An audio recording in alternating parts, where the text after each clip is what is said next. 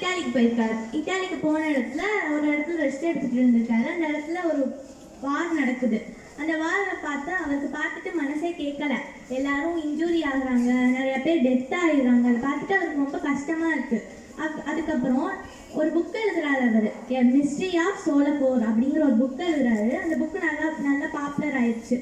அந்த புக்கு விஷயமா சுவிட்சர்லாண்டில் ஒரு டிஸ்கஷன் போகுது. இந்த புக்கில் ஏன் இவர் இப்படி எழுதியிருக்காரு அப்படின்னு சொல்லிட்டு நம்மளும் ஏன் அதை ஃபாலோ பண்ணக்கூடாது அப்படின்னு ஒரு டிஸ்கஷன் போகுது.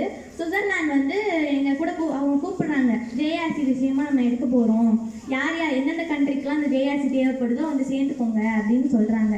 எத்தனை கண்ட்ரி சேர்ந்துருக்கும்னு நினைக்கிறீங்க? நான் ஒரு 2 கண்ட்ரி சேர்ந்துருக்கோம் சுவிட்சர்லாந்து கூட அப்படின்னு நினச்சேன். சொல்லுங்கள்.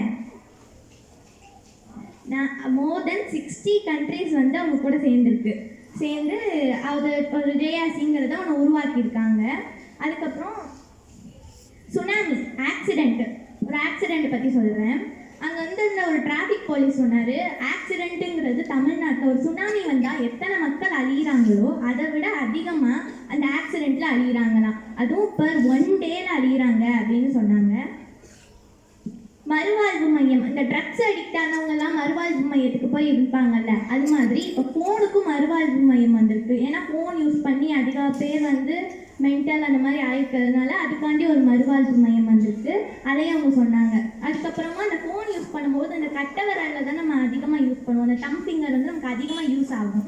அதனால ஃபஸ்ட் டைம் நம்ம அதிகமாக யூஸ் பண்ணுறதுனால வலிக்கும் போதே நம்ம ஃபோன் யூஸ் பண்ணுறதை கொஞ்சம் குறைச்சிட்டோன்னா அது ஓகே ஆகிடும். ரொம்ப அதிகமாக அதை விட்டுட்டும் அதிகமாக யூஸ் பண்ண ஆரம்பித்தோன்னா அந்த விரல் செயல் இழுக்கிறது கூட வாய்ப்பு இருக்குது அப்படின்னு அவங்க சொன்னாங்க.